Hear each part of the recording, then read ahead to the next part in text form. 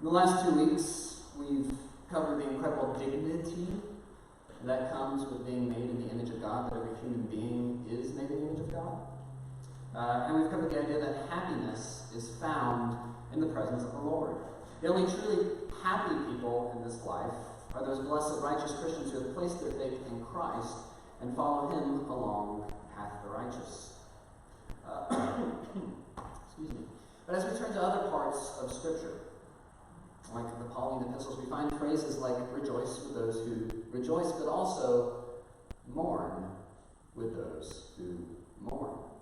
Christians are sometimes described as sorrowful, yet always rejoicing. 2 Corinthians 6:10. The fact of the matter is that for the Christian life is not always sunshine, rainbows, and unicorns. We wish it were. Many churches teach that it is, but frankly that's an unbiblical understanding of life. Though we are happy people as Christians, as Psalm 1 has pointed out, Christians do go through periods of sorrow and misery and grief. And our natural response to misery is either to, one, pretend that it doesn't exist, and we put on our best smile for Sunday morning and show everybody that we're really happy. I'm happy, okay? Or our other response is to fall into despair and really, truly not believe that joy can be found. And both responses, frankly, are ungodly responses. We need to learn to be both sorrowful yet rejoicing. We have to be both people of the cross and people of the resurrection. As we walk along this path of the righteous, described in Psalm 1, God will send us through peaks, and He will send us through valleys. And He will send street sweepers from time to time.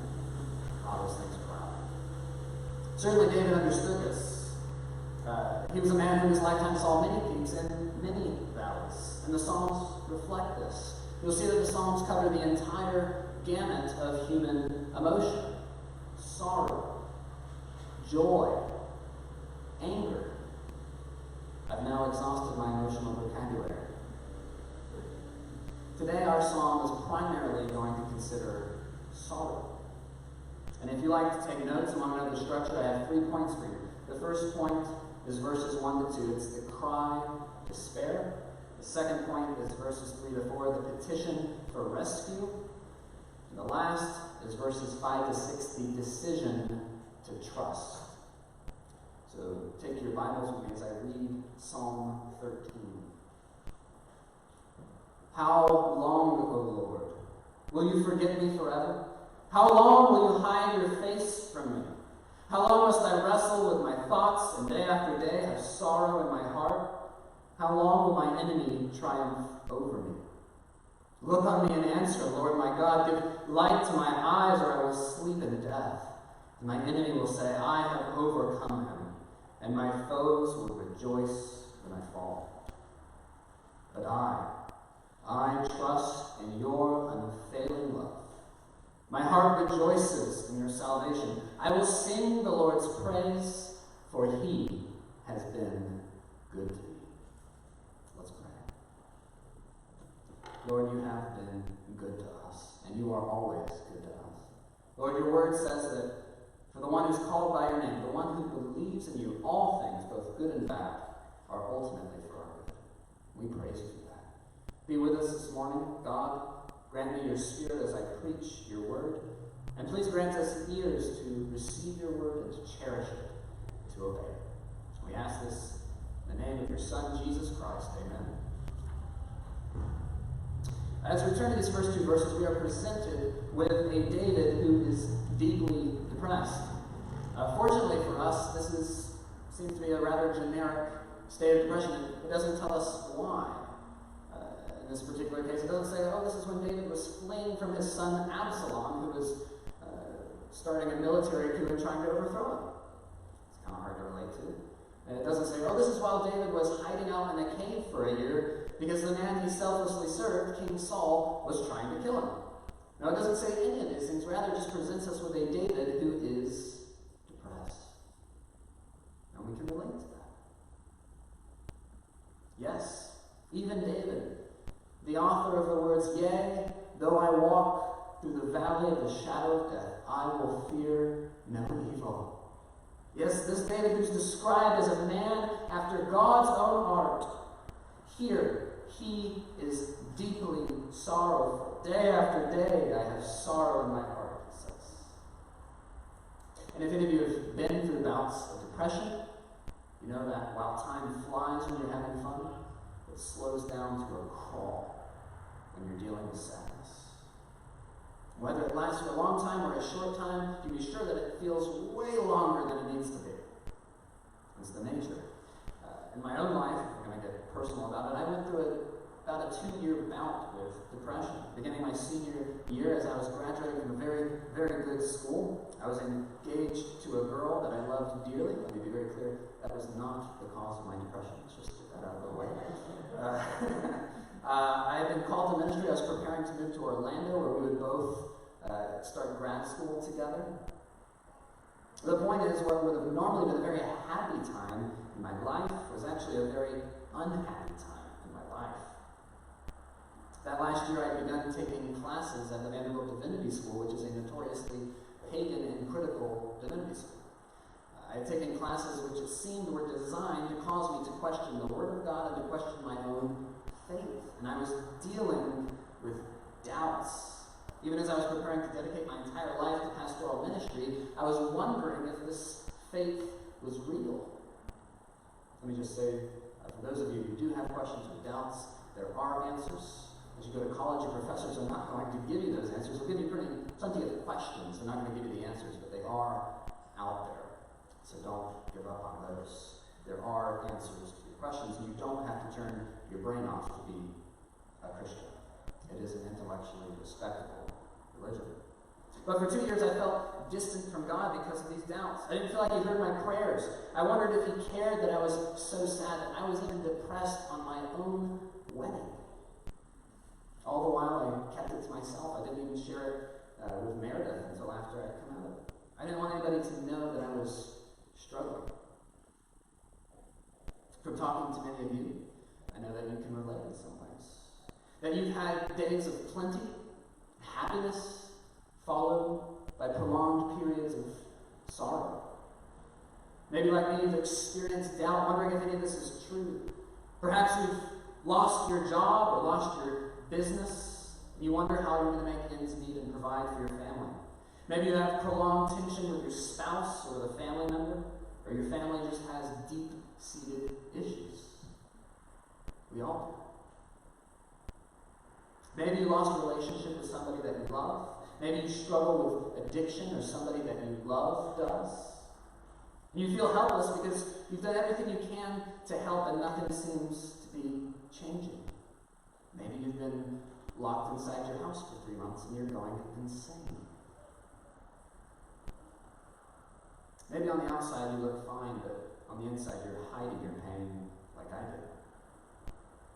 Well, in verse 2, David shows us how often we respond to our sorrow and our difficult circumstances. He says this, how long must I wrestle with my thoughts? And day after day I have sorrow in my heart.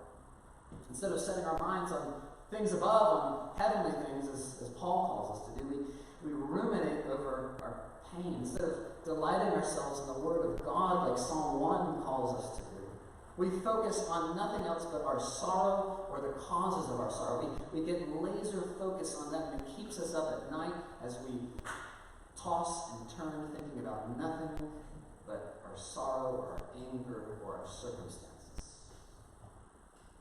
Yet, whatever the surface cause of that sorrow, verse 1 is going to teach us something incredibly important for us to understand. My surface cause of my sorrow, my depression, was doubts as to the Word of God as I was preparing to be a pastor. But whatever your surface cause, verse 1 shows us there is a deeper cause. Look at verse 1 with me. He says, "How long will you hide your face from me?" Ultimately, whatever the surface circumstance may be that's causing your sorrow, there's a deeper cause, and that's that God has hidden His face from you. Does that surprise you? That God would hide his face from his children for a period of time? Well, it shouldn't.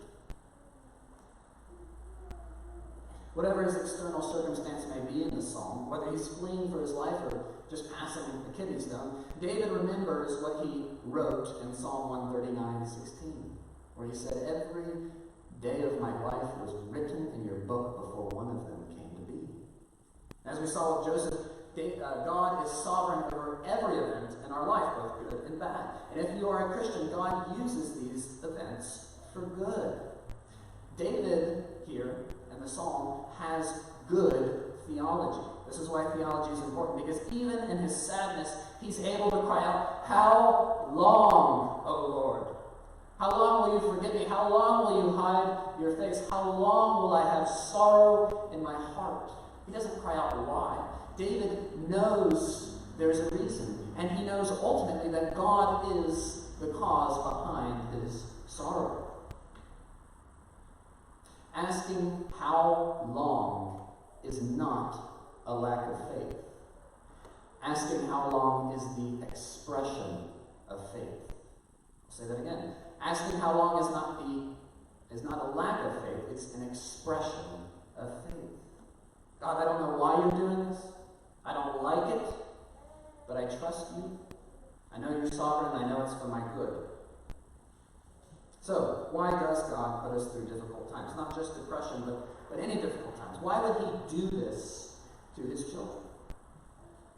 We have a slide on this in 2 Corinthians 1:8, where Paul says this about himself: "For we do not want you to be unaware, brothers, of the affliction we experienced in Asia. For we were so utterly burdened beyond our strength that we despaired of life itself. Indeed, we felt that we had received the sentence of death, but that was," listen, "to make us rely not on ourselves, but on God who raises the dead. He delivered us from such a deadly peril, and he will deliver us. On him we have set our hope that he will deliver us again." You see that God brought Paul to despair to the point of almost dying. Why? To humble him. To humble Paul and to cause him to rely not on himself, though Paul was a very capable man, but to rely on the omnipotent, omniscient, all-powerful God, who, by the way, has the power to raise the dead. And so I present you the option: do you want to rely on yourself, or do you want to rely on God? So that's one thing that God does in trials. He causes us to trust in him more deeply than we ever have. There's a second reason, and it's a related reason. Look at Hebrews 12 with me. I believe we have a slide for this as well. Hebrews 12:6. "For the Lord disciplines the one whom he loves, and he chastises every son whom he receives." Besides this, and we're skipping a few verses, "we have had earthly fathers who disciplined us, and we respected them. Shall we not much more be subject to the Father of spirits and live? For they disciplined us for a short time, as it seemed best to them, but he disciplines us for our good, that we may share in his holiness. For the moment, all discipline seems painful rather than pleasant, but later it yields the peaceful fruit of righteousness to those who have been trained by it." This is giving us the same idea. God disciplines us for our good. He disciplines us to grow us in righteousness and holiness. He disciplines us. He takes us through difficult times to make us more like his Son, Jesus. Charles Spurgeon, the great Baptist preacher, once said, "I've learned to kiss the wave that throws me upon the rock of ages." I think that's pretty neat, because I've been thrown by many waves in my life. Literal waves and figurative waves. So think about it as a father. A father takes his son out, and they maybe begin biking lessons with a tricycle. Eventually he'll move to training wheels, and after training wheels he'll take the training wheels off, but he'll keep his hand on the bike as they go around. At a certain point, a good father is going to let go of the back of the bike. And what happens when the father lets go of the back of the bike? Well, inevitably, what's going to happen is his son or daughter is going to fall off the bike going to skin a knee. He's going to skin his elbow. And he's going to think that Dad is a pretty crummy dad because he let go of my bike. And he's going to need a Band-Aid. He's not going to like it. He's going to need a kiss from Mommy. But a good dad, either that day or the day after, is going to take his son back out, put him on the bike, do it again, and let go of the bike until that boy learns to ride the bike by himself. That's what God is doing in our lives when He sends us through difficult times. Of course, the one major difference is that God isn't teaching us to rely on ourselves, but to rely on Him. He's growing us in our ability to trust Him. And as He grows us through trials, we learn to trust Him with bigger and bigger things in our lives. So, for example, you have to learn to trust God with your relationship status, and you have to learn to trust God with your financial status or with your job status before you can learn to trust God with your very life. And so God progressively grows us through these trials because He loves you. That's why He's willing to hide His face from you for a time. Because He loves you. When you go through hard times, that is God's love in your life, if you are a Christian. But if you're listening today and you don't consider yourself a follower of Christ, and you're going through a difficult time, unfortunately this does not apply to you. If it feels like all things are not working out for your good, and you're going through a hard time, it's because all things are not working out for your good. But it may be that God, out of His love for you, His deep and abiding love for you, is trying to get your attention. He's trying to say, come to me, trust in me. I'm the one who can provide satisfaction. I'm the one who can reconcile you to myself. I love you so much, I sent my Son to die for you. Come, place your faith in me, and I will make you my child. And I'd encourage you, trust in Christ and not in yourself, and you can be a child of God. The last thing I want to say concerns what David says right at the end of verse 2. He says, how long will my enemy triumph over me? Unless you hold a position of significant leadership, or unless you're just a total jerk, you may not feel like you have an enemy or enemies. You say, Pastor, I don't have it. Well, yes, you do. And he prowls around like a roaring lion, seeking to devour you. It is in our dark times, in our suffering, and our sorrow, that our enemy, the evil one, seeks to lead us into despair. When you're angry, when you're depressed, when you're on the verge of giving up hope, he wants nothing more than to make shipwreck of your faith. Don't give in. Turn to Christ in those moments. So what are we to do when we are on the door of despair? When we're talking about having just unending sorrow in our hearts, when we're unable to focus on anything but our pain? Well, verses 3 to 4, we see a natural progression, the petition for rescue. David says this, look on me and answer, Lord my God. Give light to my eyes, or I will sleep in death. It's good for you to cry out for deliverance. But how often is it that we're going through a difficult time and we're really struggling and we don't hear back from God? What I found is that a lot of times we don't hear back from God because we never prayed about it in the first place. And so we see the natural thing here. It's like, hey, Pastor, I'm just really struggling. I don't know what to do. Well, have you prayed about it? Well, no. Have you told a Christian friend about it to pray for you? Well, no. Have you told your pastor to pray for you? Well, no.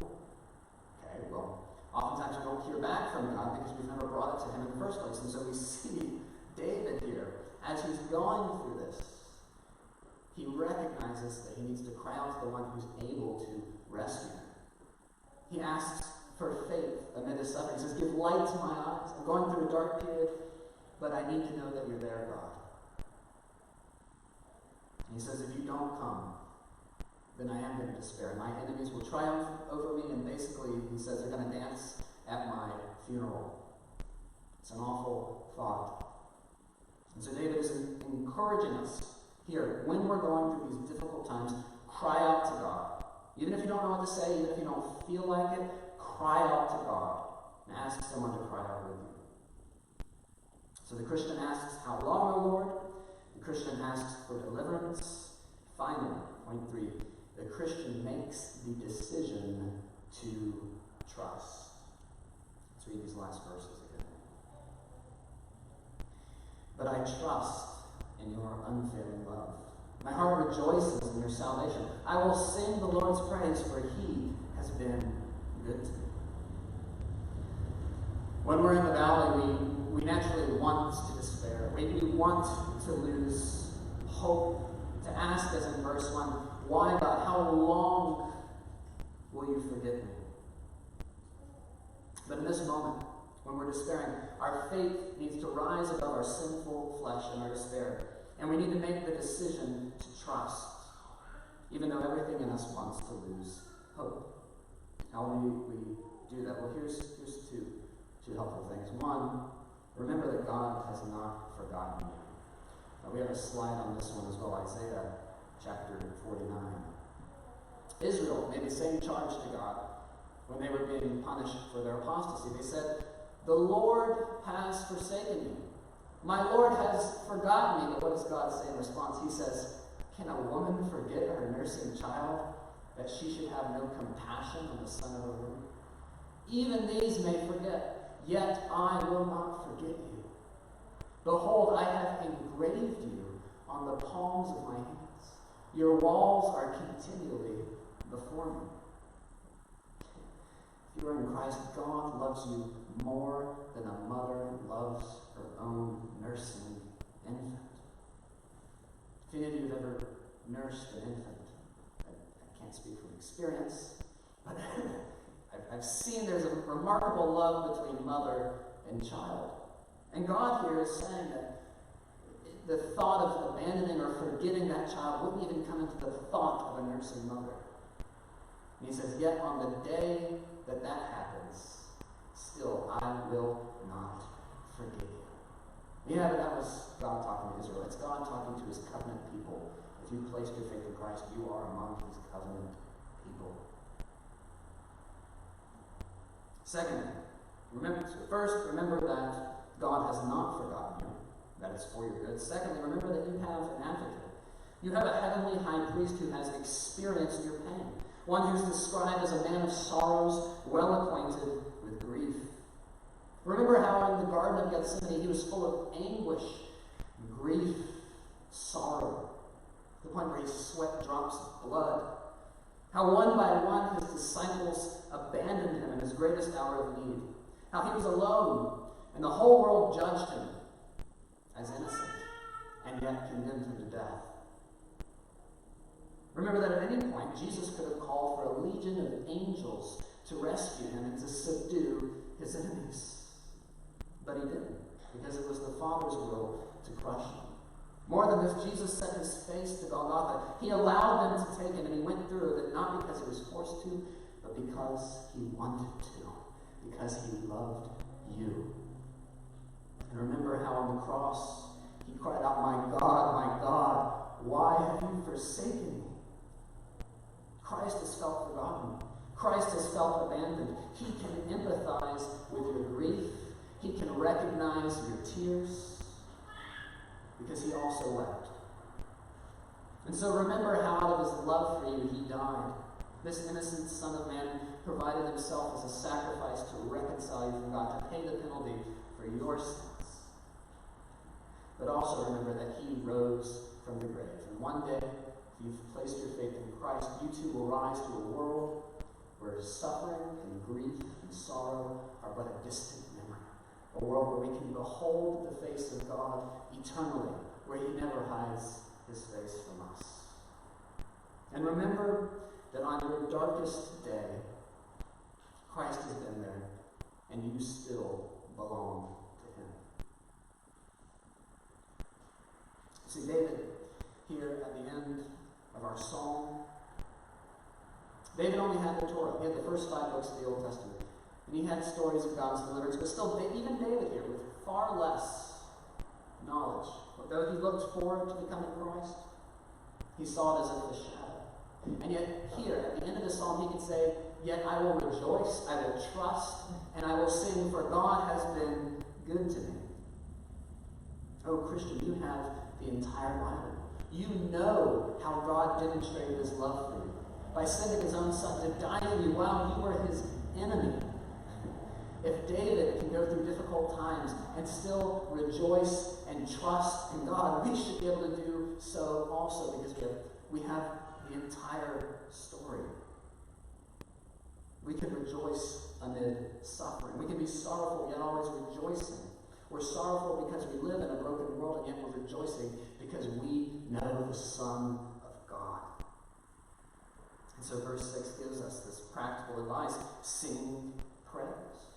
When your heart is grieving, one of the best things you can do, especially when you don't feel like it, is to come and gather here with your brothers and sisters and sing praise to God. Proclaim what you know to be true, even though you don't feel that it's true. Because God has been good to you. Even when you're in the trial, God has been good to you, to grow you and to make you more like Jesus. So to close, I want to give you two applications, two takeaways for your life from this psalm. If you're here today and you're going through a tough time, if you are in the valley, and the peak seems like a long time in the past, first thing I'd say is make sure that you have trusted in Christ. He loves you desperately. But if you are a follower of Christ and you're depressed, you should admit it. Admit it to God, some brothers and sisters in Christ. Don't do what I did. And you think, well, Pastor, I don't want to seem like a sissy. I don't want to come off weak. Well, I'd encourage you to go read 1 and 2 Samuel and read about the military exploits of David, his battle with Goliath, his exploits with his mighty men, and come back and tell me that David was a sissy for writing poetry and playing the harp. And David was no sissy. I also want to remind you that God is using the difficult time that you're going through to grow you and to make you more like his son. There was a purpose to my own depression. There were probably many purposes, but one I know as I look back on that period. God was growing me in my trust for him, and specifically, he was growing me in my trust for his word. I went through many doubts about the veracity of this word. And so I had many questions as I entered into seminary, and I dove into great detail about the origins of the canon, about the text of the Bible. And I came away with a tremendous trust. I know 100,000% that this is the very word of God. And God took me through a hard time of doubt to get to that point. But listen, a pastor will be no good to you if he's not trusting in the word of God. If he's just telling you what he thinks, go somewhere else. God used that to cause me to trust him. Secondly, if you today are listening and you're not in the valley, maybe you're on a peak, maybe you're just doing fine, now is the time to prepare for the valley. Now is the time to sear God's truth into your thick skull. Okay, that was a little harsh. Now is the I don't know why I wrote that. Now is the time to ingrain this into your mind. Now is the time to memorize the fact that God loves you. He'll never forget you. He'll never leave you nor forsake you. And that he uses difficult times in your life to grow you. Now is the time to memorize that and put it in your mind, because the trials may not be here, but they are coming. And on that day when you're going into the valley, you want to be able to rely on God and trust in him and look to whatever he's teaching you. Prepare now so that you won't despair. I would also say this, that as Christians, we have a responsibility as brothers and sisters in Christ to go and mourn with those who mourn. We can rejoice when they rejoice, and we can mourn with those who are mourning. We're to be there as their brothers and sisters and support them and to encourage them and help them to get through this. Ultimately, our source of hope in difficult times is Jesus himself. He's the one who can empathize with us and who also suffered so that we don't have to suffer eternally. And it's on him, the solid rock, that we stand. And we remember that when darkness seems to hide his face, we rest on his unchanging grace. In every high and stormy gale, our anchor will hold within the veil.